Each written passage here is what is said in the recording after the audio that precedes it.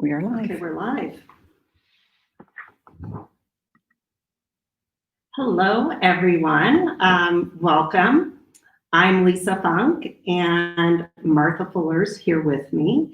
And today we would love to talk to you about the BINSR. We are with the Hello Neighbor team here at eXp Realty. And just so you guys know, we have people in the room with us and we have people online. So if we look away, we're just trying to talk to everyone.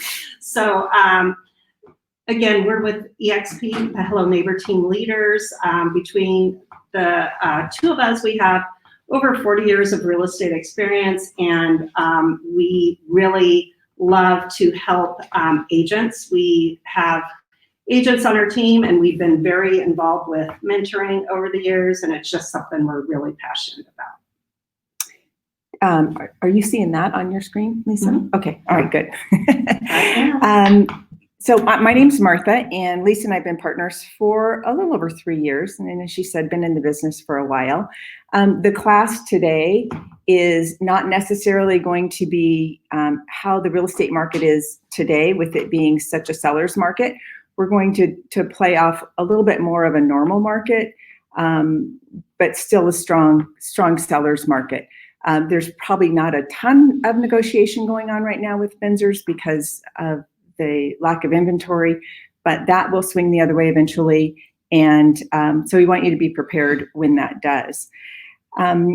Lisa and I are always open for questions, and even after the class, our number's up here a few times. If you have questions, feel free to reach out to us. You can text us, call us, email us. If you're in the middle of a BINSR negotiation and you just have a quick question or want a second opinion, by all means, reach out.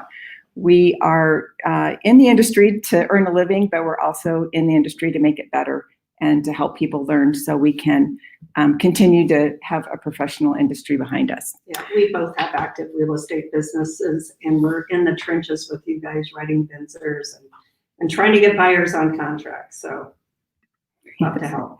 Yes, we are. Okay. Let's see. Uh-oh. I know. Hang on. Hold, please. I hid something and it didn't like it. So there we go. Okay.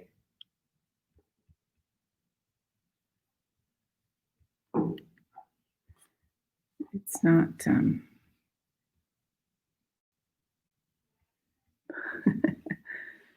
I can't get. Okay. Hang on, guys. We're having technical difficulties. Don't we always in this business? Yeah, of course. Oh, there we go. That's what I wanted. Okay. So writing and negotiating a BINSR. Lisa and I have always said that other than getting the client, writing and negotiating the BINSR is the most difficult thing that you will do in real estate. People think that it is writing the contract and knowing the paperwork, and while that's super important, writing the BINSR is always the biggest trick in the negotiation process. Absolutely. Of the BINSR. So throughout this class and in this scenario, I'm going to be the buyer's agent, and Lisa, who's a fabulous agent, has all sorts of experience, is going to be, I'm going to be the seller's agent, and she's going to be the buyer's agent. So we will take those roles on as we go through the class. So who pays for the home inspection? The home inspection is always paid for by the buyer, and the buyers pay for any other inspections that they might want to get done. If they want an AC inspection or a roof inspection, they can't expect the seller to pay for any other inspections. The cost of a inspection varies with the size of the home and if there is a pool or not. So usually about a 2,000 square foot home with a pool is going to run around $400 to $500, right, in that ballpark. Mm-hmm. Typically what happens is when the buyers go to the home inspection, they collect payment right there.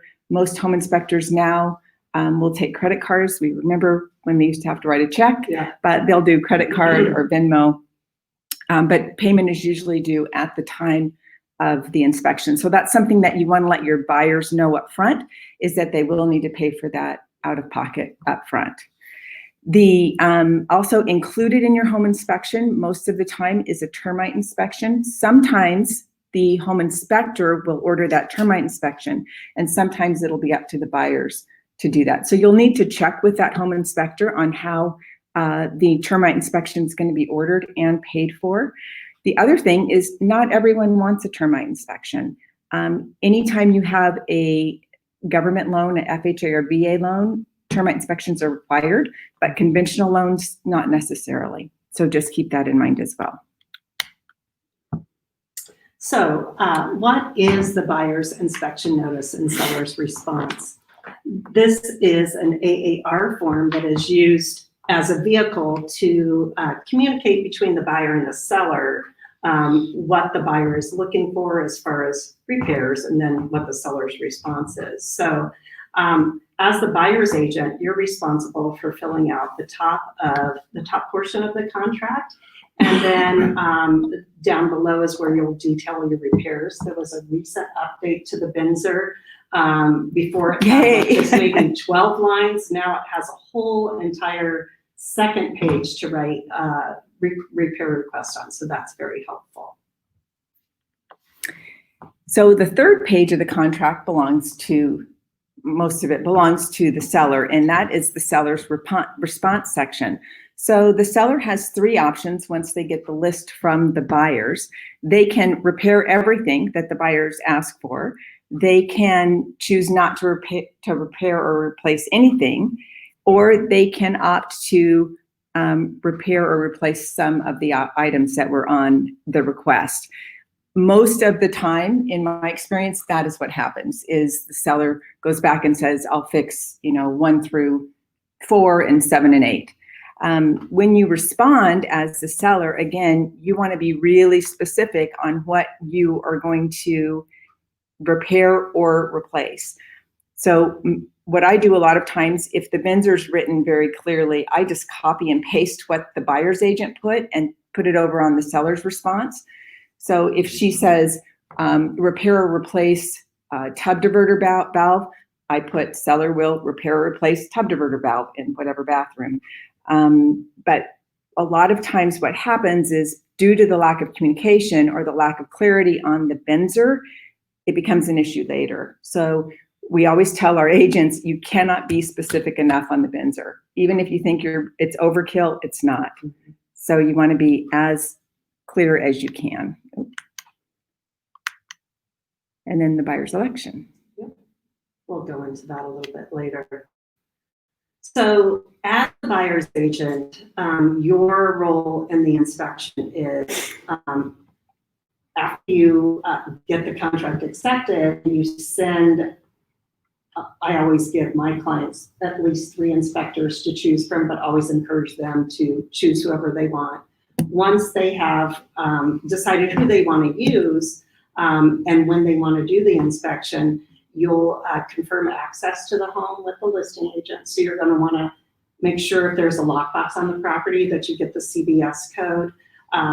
If it's a mechanical lockbox, you want to get that information to the home inspector. And you're going to want to confirm the time with the listing agent for the seller. Make sure that the seller is okay with it.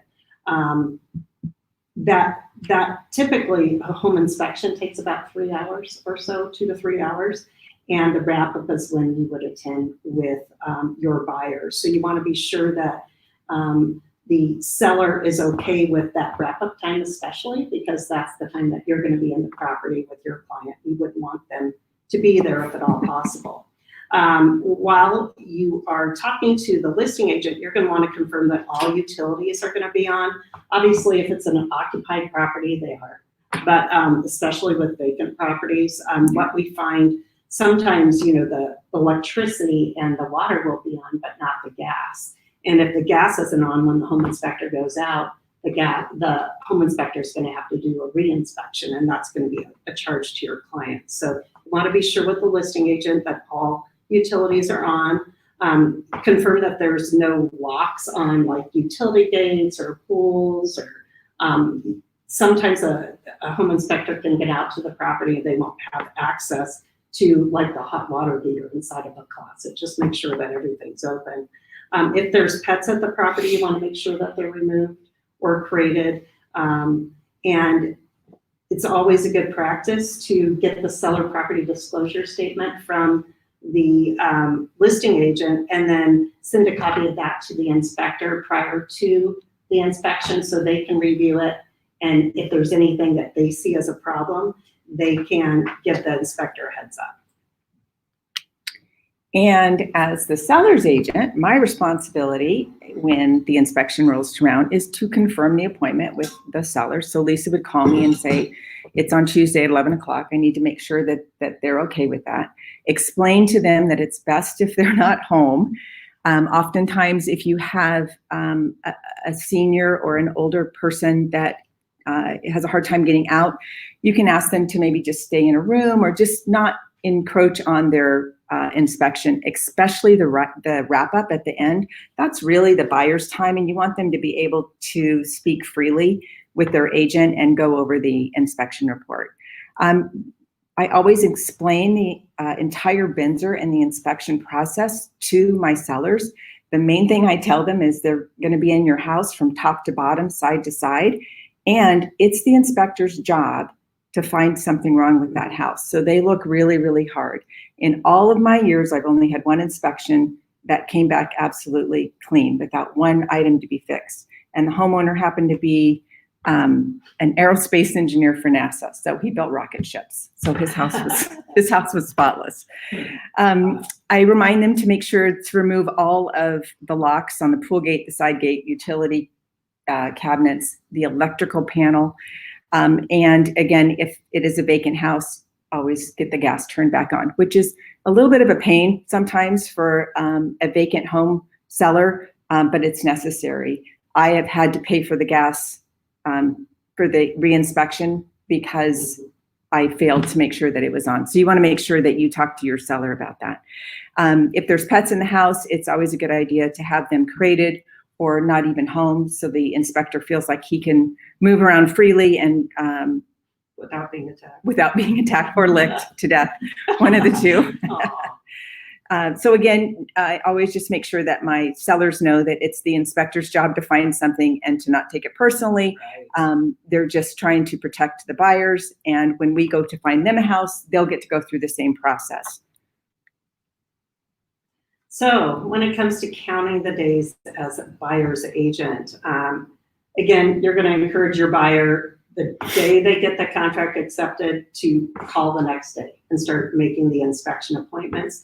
The reason for that really is the sooner in the process that you can get your home inspection done, your termite inspection done, the better, because if you discover that there's like an AC problem or a roof problem, you're going to want to be able to extend, or I should say, incorporate those additional inspections within the 10 days.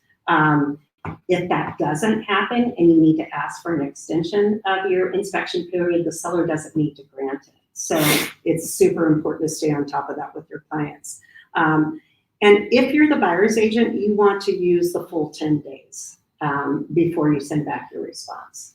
A lot of times clients will be super excited after they do their home inspection. They're going to be like, okay, let's send it over. But once they send it over, there's no turning back. That's just there's only one bite of the apple. So, you know, on day 5, if your client wants to send that BINSR back, it's best to hold back and make sure that they take their time. Good idea to tell your clients to see where the property is and look at what their commute time would be. Maybe they can drive that during the time that they're in their 10-day inspection period. Also, they may want to kind of talk to some of the neighbors that are out in their yards, asking them if they like living in the neighborhood. Just do as much due diligence as possible. There is the buyer's advisory that can help your clients, you know, do any additional research. You know, they can look at the schools, they can look up sex offenders, things like that. Remember, as the agent, we want to be the source of the source, and the buyer's agent, or I should say the buyer's advisory, helps us do that. So remember, when it comes to counting the days, it's every single day. It's not Sundays, holidays, rainy days, they're all included in that 10 days. The worst thing that you can do is realize on day 11 that you didn't send over the BINSR, because at that point, the contract moves forward without any repair. buyers. So make a note in your calendar. Yes, and you will learn to count to 10 Yeah, every you which may- way from Sunday. Yeah. Yeah. In the middle of the night, you'll wake up and go Thursday, Friday, Saturday, Yeah. Sunday. Everybody You does. immediately set that reminder right away. Yes. So you set them all out, Yeah. and it's like, But Yeah. rather seriously, be earlier than you rather call and say, hey, Even, you're you know, a day early. doing this 16, I've been doing this 16 years, I still will look at my calendar, I'll be 1, 2, 3. Just because it would be such a huge, so you just don't want to do that to your clients. No, and if you do need more time, it's always a good idea. For example, if you sell a home during the holidays, you're probably going to need more than 10 days. Nobody's working, the 24th, the 25th, the 26th, they might work the 27th, they're gearing up for New Year's Eve, so no one's working again. So, we encourage our agents to maybe stretch it out a little bit over the holidays, or, if there's a pandemic or something, you might want to. But again, what you're talking about, Martha, would be actually asking for 15 days on the and 15 contract. Yeah, not expecting Not- a 5-day extension. Yeah, but just ask for it up front on the contract. And, tell the cross-sell agent with the holidays, Yeah. most of the time they understand too. Yeah. So counting the days from the seller side, now I have the ball, right? So I only have 5 days to respond to the seller, to Lisa, or excuse me, the buyer, but I don't want to take the full 5 days. I want to get this thing wrapped up for my sellers as soon as possible. So every time I get the ball, I think it's a hot ball and I want to get rid of it.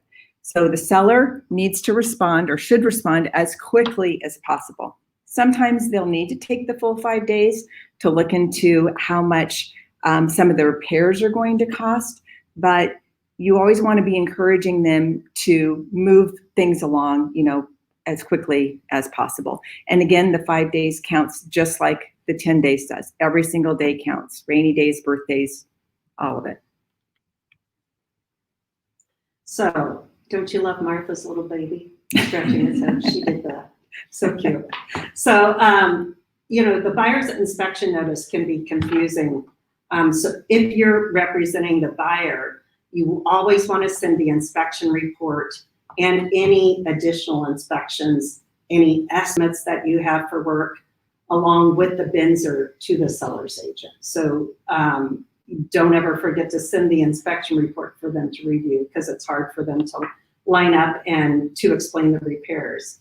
And when it comes, like Martha was saying earlier, it's so important to be extremely specific on the BINSR. So a good rule of thumb is to take your home inspection report and take the summary page and just say, page 10, item number 1, repair window blind that is broken. Or just refer to the page, refer to the item, just be as clear as possible. And if you want the item to be replaced, don't say repair or replace, say replace. So, just be very clear there. If your buyers are going to ask for a credit in lieu of repairs, that's something, sometimes buyers will say, well, I can just fix it myself, but, I'd like to get $1,000 off or whatever it is. They really need to be, responsible with that amount and be realistic. It's definitely a good idea to back it up with estimates. But if that's what you're going to ask for, you should call the cross sale agent up front to tell them. Just say, there's a few items that we've looked at, potentially having a handyman come in and do. It's going to be $1,000, just to let you know. And if that in case happens, you're going to want to write an addendum to send along. If there's a deal breaker for your client, like if there's a list of 5 things, but there's one thing at the top that the buyer is absolutely going to walk if they don't get, you might want to let the listing agent know that that's probably a deal breaker to them. A lot of times it's just it sets expectations, and sometimes you can do some verbal negotiations and just make that process a little smoother with the other agent. When you get ready to send it over, you're going to send an email with all of your attachments, and you're going to say, please confirm receipt of this email and attachment. You want that in writing, that they've received it You're also going to call the listing agent and let them know that it's on the way over. So the seller's response can also be a little confusing. Again, there's been many times where I have just received the BINSR with a request of repairs and no report, no pictures, and we could probably figure it out, but again, it really leaves the buyer wide open. It's such a liability for the buyer if the buyer's agent doesn't send the report over to you to give you the information what to look for. So if I don't get it, I always call the cross-sell agent and say, please send that over, and any other inspections that they might have done as well. In the response, again, I am as accurate and as thorough as I can be. If Lisa wanted something replaced and we felt it just needed repaired, my response would be seller to repair the item, not replace it. So I would be extremely specific in that.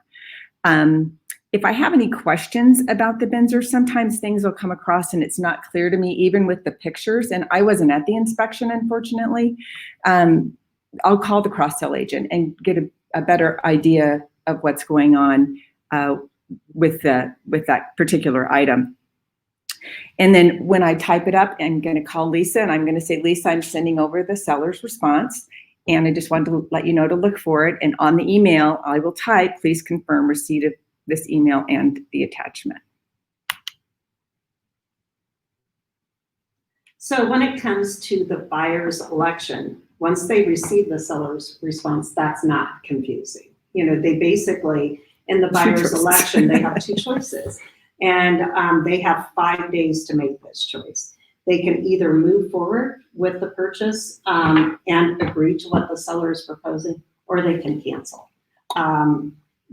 They can have, like I said, 5 days to do that. Once they receive the seller's response, if they see there are certain things that the seller's not going to do, if they want to get bids for those items, they can use those full 5 days. But it's either yes or no. That's bottom line. Bottom line. So if your client decides to cancel the contract due to the BINSR, always call the cross-sale agent and let them know that you're sending over a cancellation.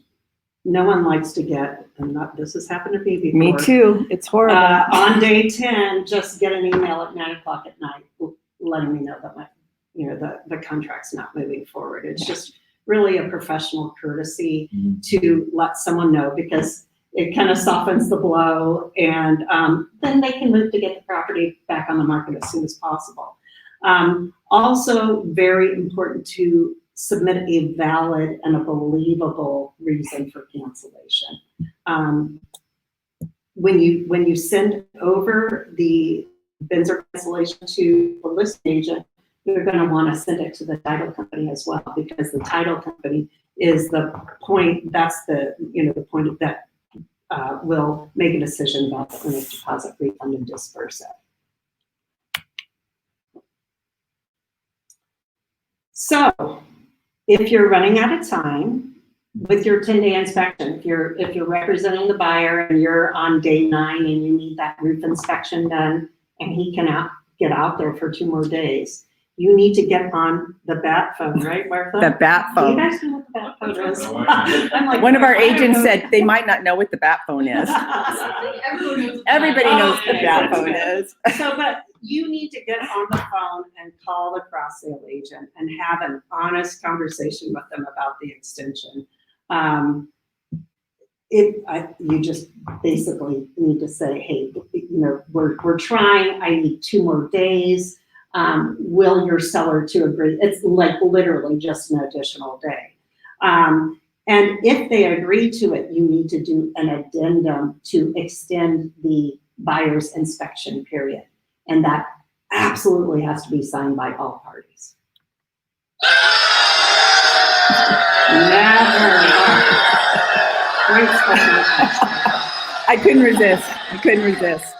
So never, ever, ever send over the inspection report and write on the BINSR seller to repair or replace everything on the inspection report.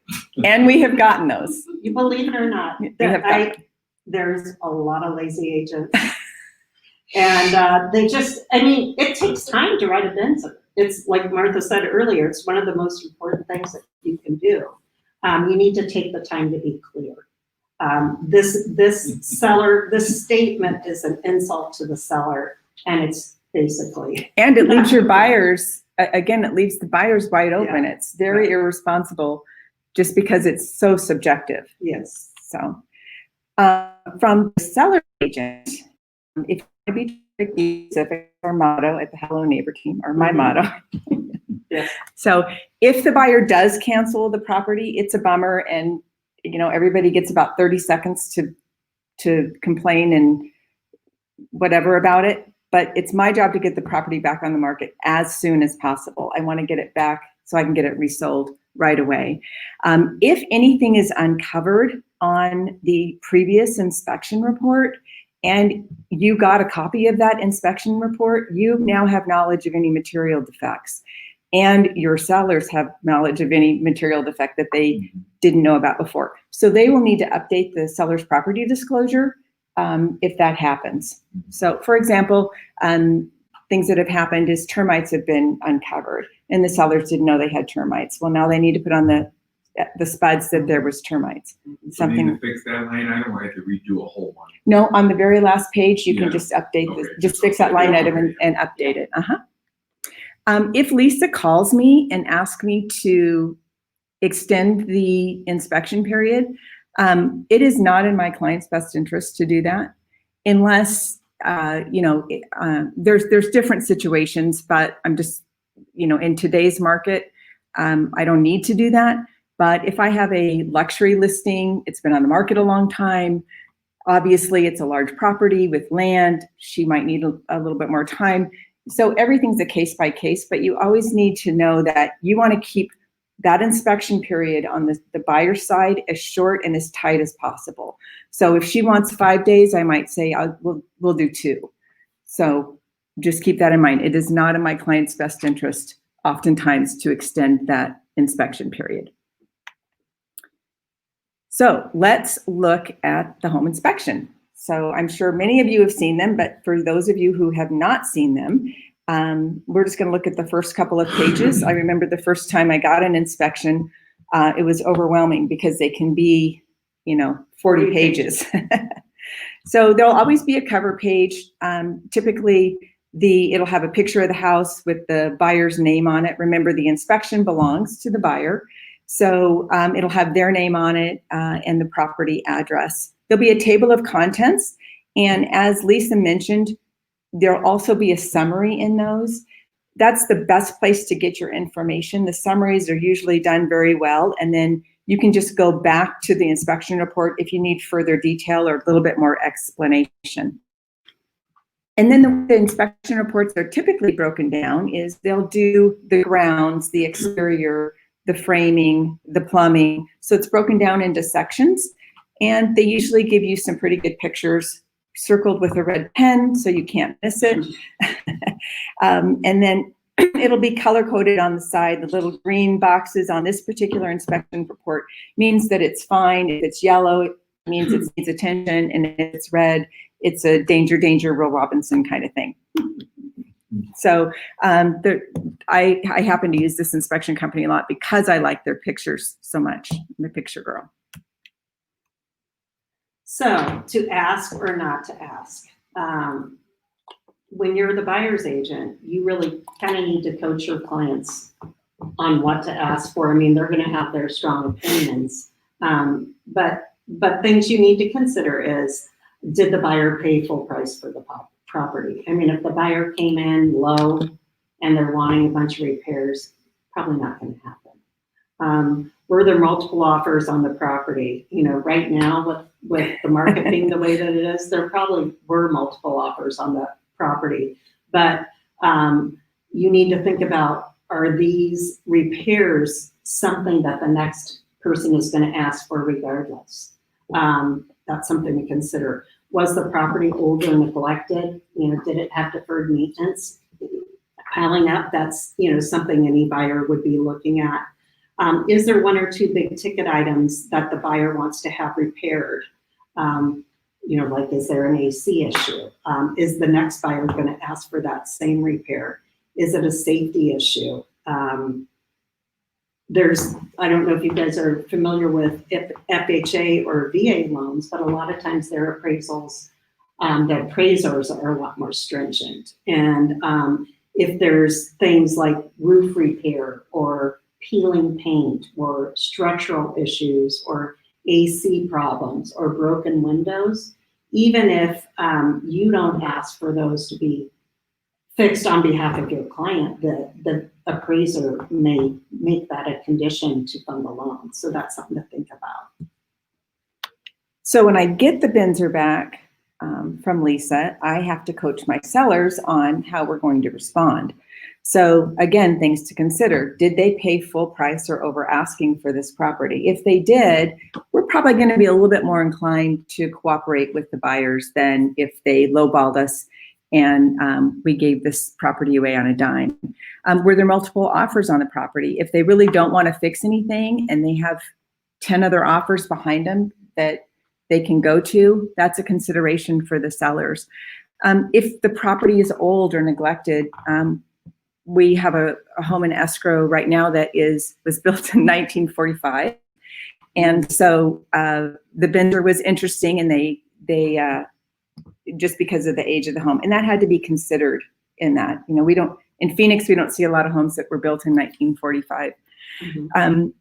You know, is it an item that the next buyer that comes along is going to ask for? So for example, if there's an obvious roof leak and the seller doesn't want to fix it, I'm going to tell the seller the next guy down the road is going to ask for the same thing. So it's not something that bothers one guy and doesn't bother the next. This is something that really is going to need attention. Safety issues are a big deal. I always encourage them. I don't want anything to ever come back to my seller because they didn't fix the safety issue. And again, is it likely to get called out on the FHA or VA appraisal? The buyers that we have can't get a loan unless those items are remedied.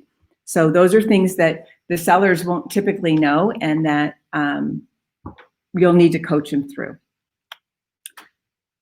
So, you know, when it comes to the typical requests, they usually involve, you know, is there HVAC repair, any major plumbing items, electrical items like, you know, the electrical panel being out of code.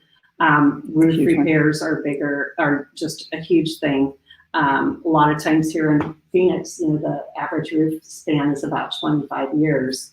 And, you know, sometimes roofs can be repaired, sometimes they need to be replaced, you know, based on the condition of the underlayment. So especially when it comes to roof repairs, it's really important to have a good roof inspector that will go out and actually document, take pictures up there, because if you're going to ask for a new roof, it needs to be, you know, it needs to be really closely documented. So let's review, and then we'll open it up for any questions. So when it comes to the buyers, remember, you need to take the 10 full days and do any and all inspections during that time. And it's not the seller's responsibility to perform or to pay for any of those inspections. It is not on them. Buyers don't understand that sometimes, and will ask the sellers to have a roof inspection or whatnot. That's and it is no, yeah. Not on my watch. The seller has 5 days to respond to the BINSR. However, you want to try to respond as quickly as possible if that is the situation. Again, there's times that it doesn't work out that way, but just always keep in the back of your mind that you want to get this wrapped up for your sellers as soon as possible, because once that 10-day inspection period is over, that's the first hurdle that they need to cross. So that's one contingency off the table. And then the buyer has 5 days to respond once the seller responds. And remember, that's the buyer's election, and they have only 2 options. They can move forward with the proposed repairs, or they can cancel the contract and you know, look to get their earnest deposit back. And you want to be as specific as possible. I think we've said this, we're beating a dead horse back to life, but we want to be as specific as possible when requesting the repairs and when responding. So even if Lisa sends me a lousy BINSR and it's not specific at all, I'm going to respond with really specific details on how we're going to repair, replace, each item that she's requested or that we've agreed to do. So the next thing we're going to do, we're going to take you through a whole BINSR. Lisa's going to continue to be the buyer's agent, and I'm going to continue to be the seller's agent. And we're going to go through a quick negotiation and role play of what it really looks like. So the contract was accepted on July 20th. So her 10-day inspection period would end on July 31st. And she has, so Lisa has the ball right now because it's in her court.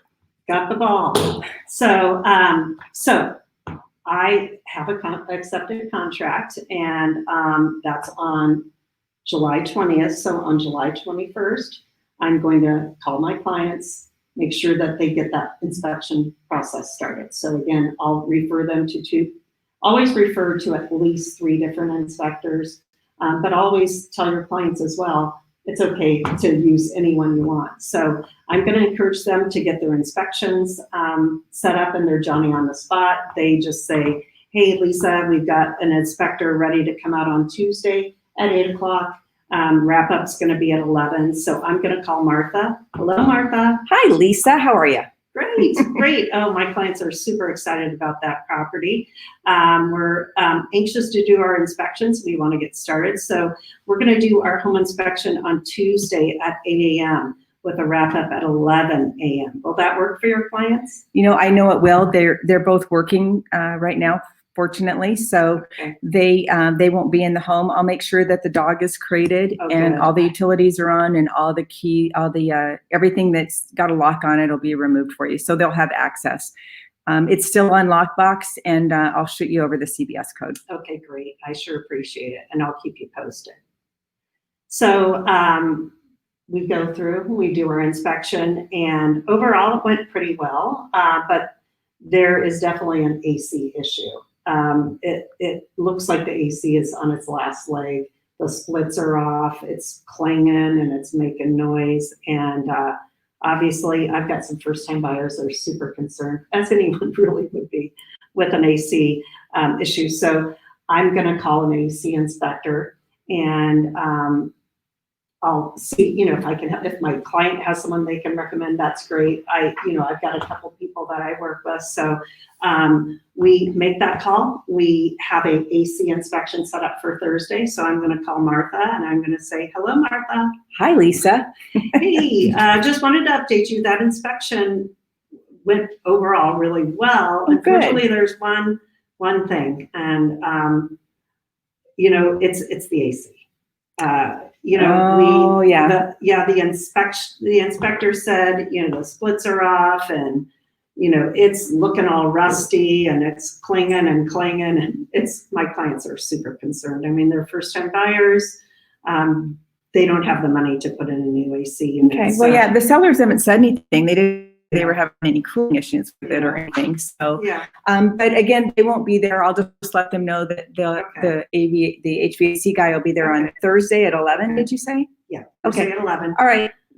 All right. So the AC inspector goes out. He has determined that definitely the AC system is on its last leg, and he said, gosh, with the cost of Freon, I could repair this, but it might get you a couple more months. And that's just not a good situation for my clients. So my clients are still very excited about the property, but very concerned about that AC unit. So we're on day 4, and they're super anxious. They want to go ahead and send the BINSR over and tell the seller that they want the AC replaced and a couple other items. And I have to tell them, guys, slow down. We have 10 days. Let's take our full 10 days and encourage them again to look at the buyer advisory and do all their inspections. And so they do.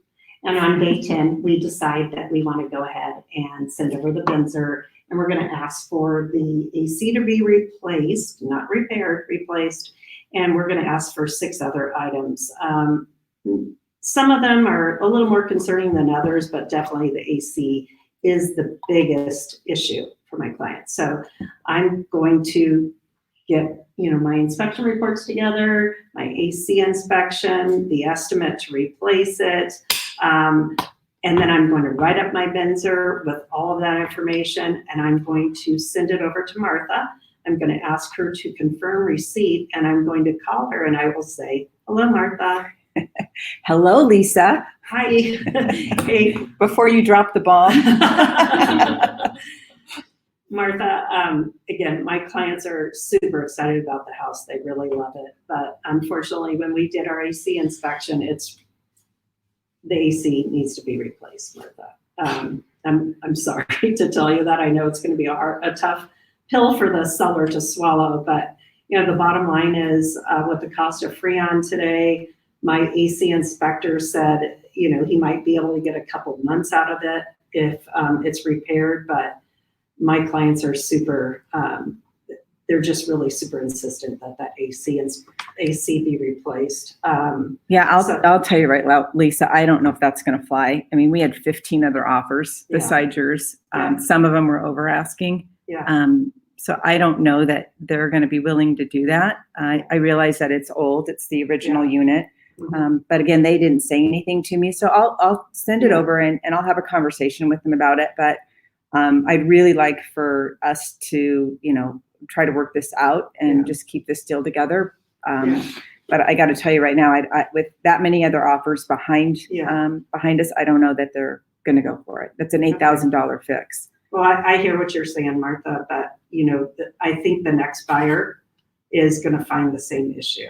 And then, it's going to become a disclosure issue on the seller property disclosure statement for you. And then also, I mean, the bottom line is I understand and I totally respect the seller's position that there's 15 offers, but the next person's gonna want an AC. It's a health and safety issue. So I appreciate everything you're doing. If you can, just touch base with your sellers. I think my other repair request that the buyers are asking There's more. There's more besides the AC unit. There's 6 other things. Go ahead. Okay. There's 6 other things, but the AC replacement is huge. So I just wanted to give you a heads up on that. I don't think it's going to work for my clients if your seller doesn't replace it. So please let me know what you can do, Mark. I appreciate all your help. I'll let you know when I get it. Thanks, Lisa. Okay. So now I get it. I confirm receipt to Lisa and I call my sellers after I have a glass of wine and I say, so here's the inspection report, and we go through the items. We look through the inspection report and we look through the requests that they want. And the number one item is to replace the AC unit. And fortunately, my sellers don't flinch too much. They said, well, it's not been working really well anyway, but we were just hoping it would get us through this. And I said, but they want it replaced. That means you have to, it's an $8,000 fix. And the wife tells me that Uncle Bob actually owns an HVAC company and they can get it for a pretty good price. And so they're willing to go ahead and replace the AC unit. Big sigh of relief. So we look at the rest of the items. They feel like they want to fix the one safety issue with the electrical. And then I told them they should probably take care of the broken window as well. So we're going to go ahead and fix the AC unit and then 2 of the other items, which is super generous since we have 15 other offers behind us. But that's what they've decided to do. And that's probably the quickest way to get this house closed and get everybody on their merry way. So I'm going to write up the response to the sellers, or excuse me, to the buyers, to say specifically that we will replace the AC unit with one that is comparable size and SEER. If it's 20 years old, that's kind of a moot point. But and then to replace the broken window and remedy the electrical issue that they've asked for. I'm going to call Lisa and let her know that that's coming over, and I'll say, hi, Lisa. Oh, hi, Martha. How are you? I'm pretty good. So I had the conversation with my sellers, and okay. That was a big pill to swallow, for sure. I understand. It's $8,000 would your clients be willing to take a $4,000 credit and we just split the difference? And that would help them get a new unit, and then they can get whatever they want after they close. Then everybody's happy. Would they be willing to do that? Well, the unit's $8,000, and you're proposing a $4,000. Right. We'll pay for half, and your buyers pay for half. I think that's really fair. I understand you think that's fair, but like I told you from the beginning, my clients are first-time home buyers. They're coming in 3.5% down. They don't have $4,000 to come in and pay for a new AC that could break like 2 weeks after they move in. So it's not going to fly on the buyer's end. Right. I mean, they're willing to lose this transaction through this. Yeah. Okay. All right. Well, let me just have a quick conversation with my sellers, and then I'll shoot the BINSR over to you and see what I can do. So I had to ask, right? If she would have said yes, right? If I had to ask for something, if I didn't, then that doesn't help my sellers at all. And if Lisa would have said yeah, then I just would have gone back to them, and I look like a hero. Like, guess what? they're gonna do that. So even though the BINSR's already written up, I still thought I'd ask. So I'm gonna call Lisa, send it over the BINSR, and I send the ball back to her. Okay. The ball's in her court, and it's only day 3. So day 3 of the seller's days response. 3 of the seller's response. All right. So I get the ball, I look it over, and I call my clients and let them know, hey guys, I have great news for you, because it really is great news when you can get someone to replace an AC. I mean, that's it's huge. a miracle. So I've got great news for you. The seller is going to replace that AC, and they're going to do 2 other items that are more safety issues, like the broken window and the electrical panel, but they're not going to do all the 7 things. So you guys need to let me know how to proceed. Remember, you can either cancel or you can move forward with the repairs. If you guys are concerned about those additional items, you can take these 5 days to get some additional bids, to maybe see what a handyman would charge you to fix those things. But ultimately, it's your decision, so you need to let me know. And on day 3, they called me back and they just said, you know what, Lisa, we're moving forward. We're so excited. So I fill out the buyer election to move forward with the seller proposed repairs, and I send it over to Martha and ask her for confirmation. And then I call her and I say, yay, we've got ourselves a deal. It's moving forward. So that's awesome. So that's the first, everyone can exhale, right? That's the first hurdle they have to cross. So now we're past the 10-day inspection period. So that is pretty typical of how it can go. A lot of things can go sideways.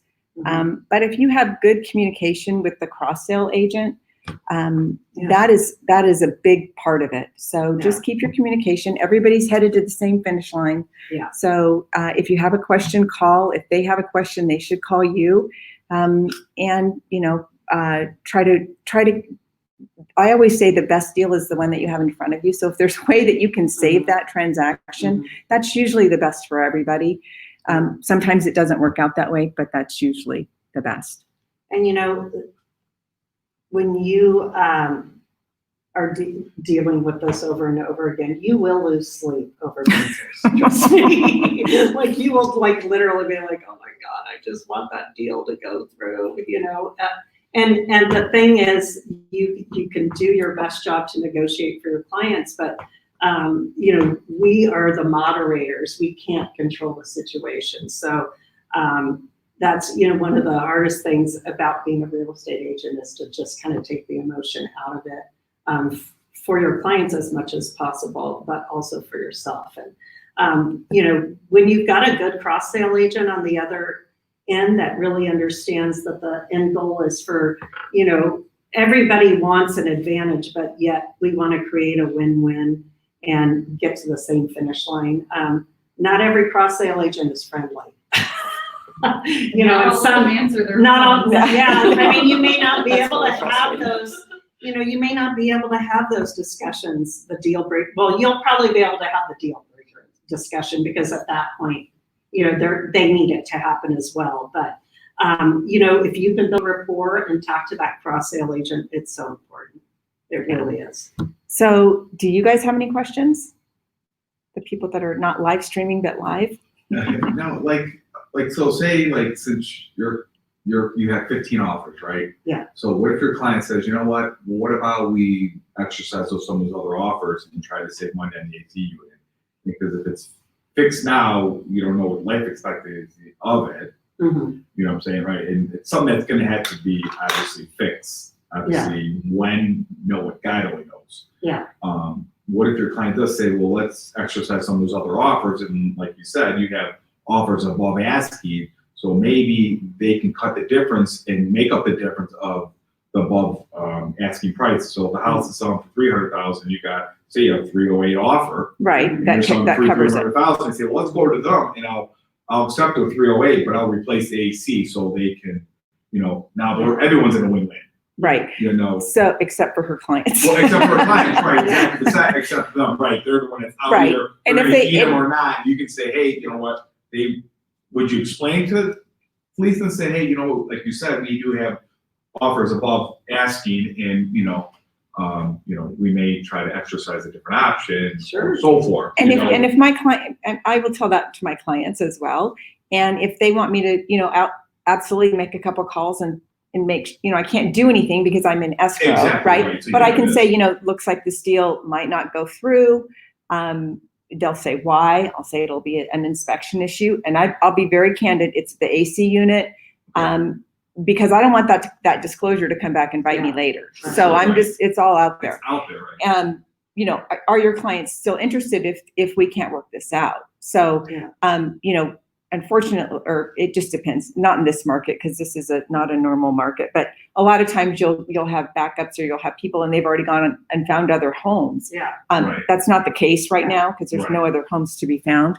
But yeah, that's a great idea, and that's definitely an option. Unfortunately, everybody's got to start all over again. Yeah. Sure. And one thing to keep in mind in that situation is that buyer is going to do an inspection.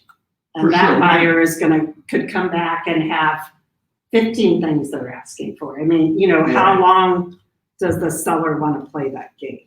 For sure, right. Yeah, especially on when it's a big ticket item like that. Yeah. And that's why this class was really, really fun to write, but really hard to write because there's so many different scenarios that can happen and take place.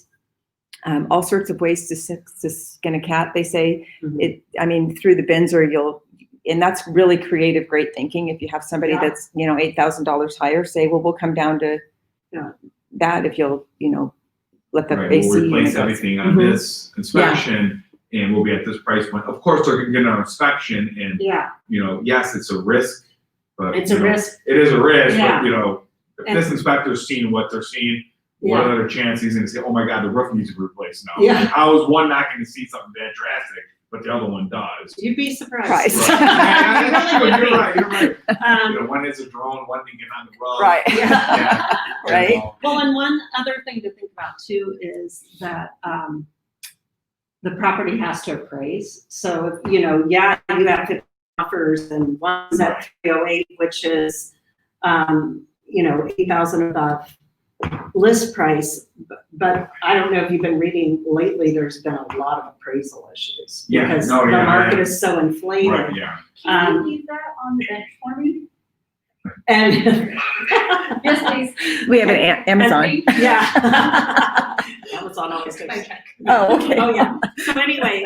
More important. You definitely, that's something you need to take into consideration, the appraisal, because when your buyer or your seller, and it's also what is your seller's motivation for selling? I mean, if they have a house that they're buying and they need to close, they don't have time to do that. Right. So there's just so many things that come into play that, it's so important that you have good communication with your But that was a great question. And it does bring up, when you are negotiating, even when you're negotiating the contract, but certainly when you're negotiating the BINSR, you need to look at as many different options as you can, and know that there's just never one answer. There's always 15 answers. Mm-hmm. So, agents get in trouble when they just want to learn a certain way and that's the only answer. And this business has different people, different houses, different transactions, different loans. Different There's so many different inspectors. variables. Yeah. Everything is different. And that's what makes it so fun, right? Yeah. Is that it's Yeah. different Yeah. every single Yeah. time. So you have to approach it with those eyes as well. So I don't know how to ask questions on the live stream. There should be a chat box on the right side of yours if you can. Do you I have think it? have to exit the I do. Yeah. PowerPoint. Go ahead and see if anybody has Well, I'm not seeing anybody yet. asked any questions. Okay, well, no one's out there in Streamland. Did you have any questions, Gail? Oh, I do. We do? have Jimmy. Jimmy Garcia. Hi, Jimmy. We have a question. Yay. Jimmy says specificity is key, especially when going beyond workmanlike manner requests. Great tip. What's your opinion of listing agents who want to be at the inspection? I am not a fan. I'm not a fan. I'm not a fan Jimmy. either. No, because sometimes when it comes to like luxury listings, their sellers want them there. And you might have a listing agent that says, I'd like to be there. You should say no. And if they insist, then you go down that road. But you should just say, it's really important to my clients to have time to walk through the property and talk about things without the listing agent being there. It makes them uncomfortable, and I hope you understand. I have For had, sure. yeah, I Yeah. have had a luxury listing where the listing agent wanted to be there. The sellers wanted somebody there, and which was understandable. And so I had a conversation with the listing agent, just said, we'll comply with that, but just really give us our space. And he was super cool. He just hung out in different parts of the house the whole time and, just kind of peeked around the corner, but we didn't feel invaded at all. So, if you do get in that situation where your sellers insist, just be courteous to the buyer's agent and the buyers while you're there. Because unfortunately it can happen, but not a fan. For a while, it seems like a couple of years ago, it was kind of the trend thing to do for the listing agent to show up at the inspection, which is super awkward and uncomfortable for the buyers and the buyer's agent. That kind of brings up something, especially right now. We've been experiencing this with COVID and people working from home. It's really best that the buyers are not, or I should say the sellers are not home when the home inspector is there. It just, they can be, it's not, a huge issue as long as they kind of leave the inspector alone. But if that's the case, always tell your clients, do not say anything to the inspector. Don't. Yeah. Because you will have chatty Cathy clients that start talking and then You start asking questions and you're over another chatty Cathy.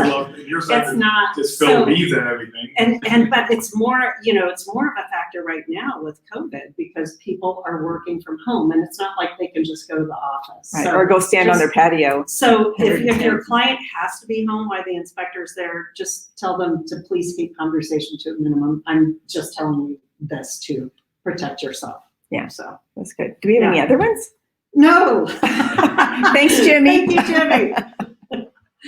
That was good. Well, again, Lisa and I are always available. If you have questions, if you guys get and ever get out there and you have a question or you're not quite sure how to handle a situation, we'd love to help you. Yeah. Again, we're in this to earn a living, and but we're also in it to make all of you better agents as well. So we've been very blessed and fortunate in our career.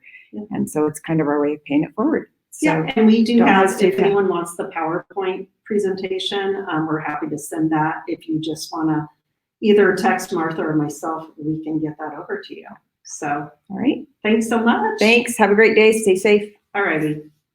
Bye-bye. We did it. You're Pretty still live, I think. Oops.